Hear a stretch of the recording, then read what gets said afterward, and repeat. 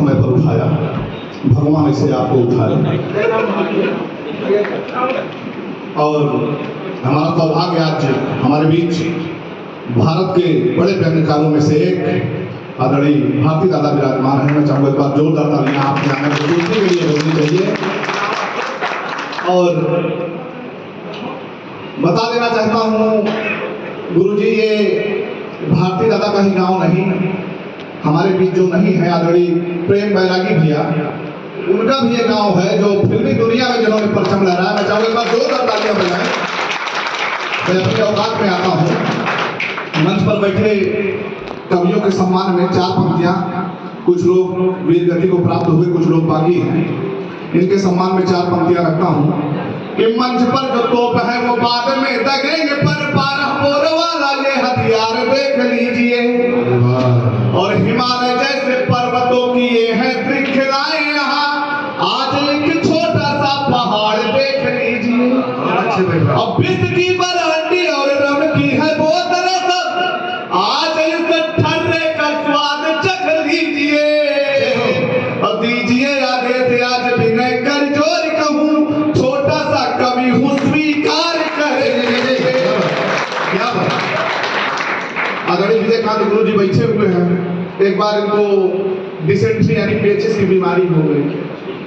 अब यही कथा सुना रहे थे, विभो भैया बैठे थे, कहे यार दवाई बताओ, बड़ी दिक्कत है। मंच पर हम 2-3 बार में आज उठे न बैठेंगे, कहें बस एक ही समस्या है, 10 रुपए की दवाई दिए, कहें परहेज करो। कहें परहेज क्या करें, कहें संग जरा धीरे से बोलो। एक बार बात समझ रहे थे, सम्मान बजा दीजिए। गाँव के रिश्तेदार हैं, बहुत बहुत प्रणाम करते हैं। बहुत अच्छा।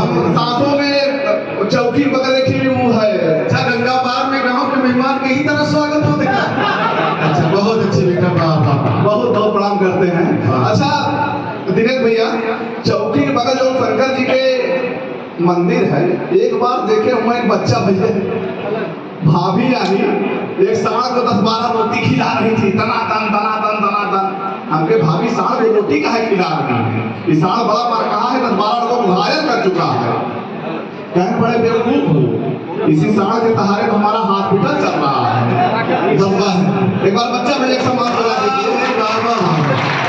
और परोक्ष रूप से मामला गुरु कहे कि समय की अपनी एक सीमा है धनंजय, समय को देखते हुए काव्य पाठ करना। जब इस सीमा की बात की तो हमको सीमा हैदर की याद आ गई, पाकिस्तान वाली सीमा हैदर। तो मैंने 4 पंक्तियां पढ़ दी कि भारत का मान इतना बढ़ा दुनिया में कि हर कोई मैत्री मिठाई भेजने लगे। और विश्वख्याति तब मिली जब कोरोना काल में सबको कोरोना की दवाई भेजने लगे। और एक मदद जब किया कभी भारत ने, तो एक के बदले दवाई भेजने लगे।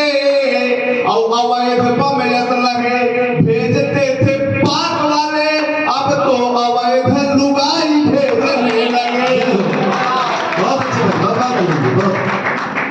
बहुत बहुत प्रणाम करते हैं। मखदूम साहब बैठे हुए हैं, पाकिस्तान की बात की तो सुनकर हमको याद आ गई। मखदूम साहब को देखकर, प्रदीप महाजन भाई को देखकर मेरा खून सुलग जाता है। ये लोग सरकारी वाले हैं, हमको सरकारी नौकरी वालों से बहुत नफरत है। हम लोग प्राइवेट वाले, हम लोगों को कोई पूछे नहीं है। संदीप भैया मैंने एक छंद पढ़ा है लोगों के सम्मान में, बहुत अच्छा, कि फालतू के खर्च जो हो रहे थे अब तक, फालतू के खर्च जो हो रहे थे अब तक, जिम्मेदार उसे कैलकुलेट करने लगे। और दबा करके काला धन बैठे थे जो माफिया, ईडी वाले आउट ऑफ गेट करने लगे। ईडी वाले आउट ऑफ गेट करने लगे। और नित्य नया खोज करे आगे बढ़ने के लिए, नया वर्जन अपडेट करने लगे। और सरकारी वाले ब्याह डाले हमारी प्रेमिका को, इसीलिए सब प्राइवेट करने लगे। अब प्रदीप भाई सरकारी अध्यापक, हम प्राइवेट अध्यापक हैं। और तब मैंने कह दिया कि बकाया दिए बिना फिर उधार मिल गवा, बकाया दिए बिना फिर उधार मिल गवा, बिन मांगे पेट भर के आहार मिल गवा। और हाई स्कूल में जो 3 दार भवा फेल, उहे के शिक्षा मंत्री के प्रभार है, उहे के शिक्षा मंत्री के प्रभार मिल डब्बू भैया दुबे हैं, पप्पू भैया मिश्रा हैं, विभो भैया दुबे हैं, दिनेश भैया सुकून हैं, दुबे हम हैं। लेकिन जब से कानपुर वाले विकास दुबे का मामला मैंने अपना नाम ही बदल दिया। अच्छा, बड़ा डर लग रहा था। मामला 2 साल पुराना हुआ दादा, मामला जब 2 साल पुराना हुआ हम सोचे हम दुबे फिर से लिखने लगे। तब तक ज्योति मौर्य को लेकर मनीष दुबे आ गए। मैंने कसम खा लिया कभी जन्म में हम दुबे नहीं लिखेंगे। और तब मैंने कह दिया कि धीरे धीरे हंस के वो पार हो गई है, धीरे धीरे हंस के वो पार हो गई है, आदत से अपने वो लाचार हो गई है और बातों से अपने पलट रही है। इस तरह यूपी पुलिस की जैसे वो कार हो गई है, यूपी पुलिस की जैसे वो कार हो गई है। बहुत बहुत प्रणाम करता हूँ आप सभी को। और अच्छा, 20 मार्च को भी 20 मार्च बीता और गौरैया दिवस मनाया गया।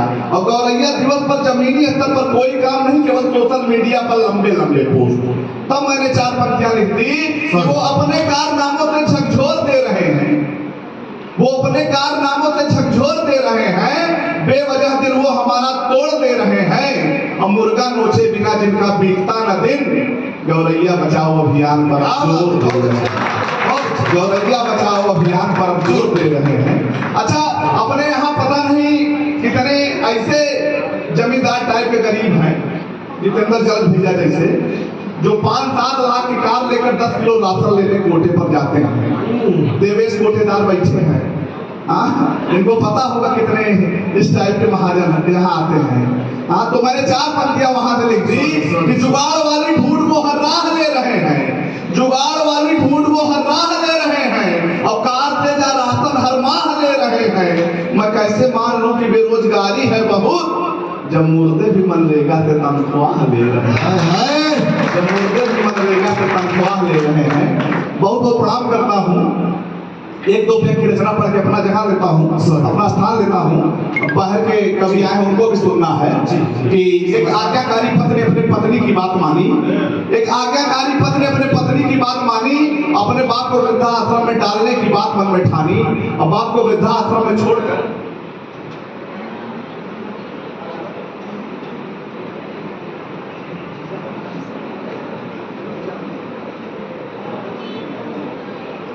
पुलिस आई गई कहाँ? हाँ, एक जने करे उसे भैया बतला देना, गड़बड़ है ना ही तो अंदर वाली व्यवस्था है। बहुत बहुत प्रणाम करते हैं कि आज्ञाकारी पति ने अपने पत्नी की बात मानी, अपने बाप को वृद्धाश्रम में डालने की बात मन में ठानी, और बाप को वृद्धाश्रम में छोड़कर जैसे ही गेट तक आया, पत्नी ने तुरंत अपने पति को फोन लगाया, कहा कि अपने बाप से कह दो कि उनके लिए मन में कोई चाहत नहीं है, उन्हें त्योहारों में भी घर आने की जरूरत नहीं है। बेटा लौटता है, देखता है पिताजी मैनेजर की बाहों में बाहें डाले बतिया रहे थे, दूर होने का गम न था, वो ठट्ठे उड़ा रहे थे। तो बेटे ने आश्चर्य से पूछा कि मैनेजर साहब, आप मेरे पिताजी को कितने दिनों से जानते हैं?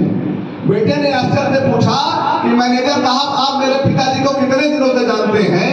ये बताइए, क्या सचमुच आप इन्हें इतना मानते हैं? तो मैनेजर ने जवाब दिया कि मैं तो इन्हें तब से जानता हूँ जब ये पूरे खानदान का विरोध लिए थे, आज से 30 साल पहले, जब एक अनाथ बच्चे को गोद लिए थे। आज से 30 साल पहले जब एक अनाथ बच्चे को गोद लिए थे। एक आखिरी की रचना पढ़ के अपनी जगह लेता हूँ। और आदरणीय विजयकांत गुरु जी रिश्तेदार हैं इस गाँव के, मतलब बहनोई लाने की प्रणाम करते हैं। और डॉक्टर साहब का आदेश है तो मैं छोड़ूंगा नहीं। नहीं भाई, छोड़े पर बचे ना हो, नहाई गई तो ही तो कर भाई। ठीक है, एक जाओ छोड़। हाँ, और इनको प्रणाम करते हुए एक पेज की रचना पढ़ के और स्वागत गुरु लगाम यार बहुत बजा लगाम आप बहुत गड़बड़ कसते हो।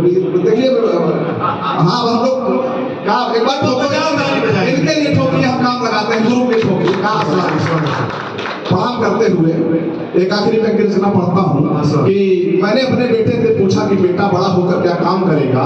मैंने अपने बेटे से पूछा कि बेटा बड़ा होकर क्या काम करेगा, दुनिया में किस तरह से मेरा नाम करेगा। बेटे ने कहा, देखना पापा, एक दिन मैं बड़ा लायक बनूंगा, सलमान गोविंदा शाहरुख का नायक बनूंगा, फिल्म इंडस्ट्री में काम कर फिल्में बनाऊंगा और शोहरत के साथ साथ पैसे भी कमाऊंगा। फिल्म इंडस्ट्री में काम कर फिल्में बनाऊंगा, शोहरत के साथ साथ नहीं चाहता तू नाचे और ठुमके लगाए, क्या बात? बल्कि कुछ ऐसा काम कर जा ये दुनिया तुझ पर फिल्में बनाए। मैं नहीं चाहता कि तू शाहरुख गोविंदा या सलमान बने, नायक ही बनना है तो भगत सिंह और अफाकुल्ला। बहुत बहुत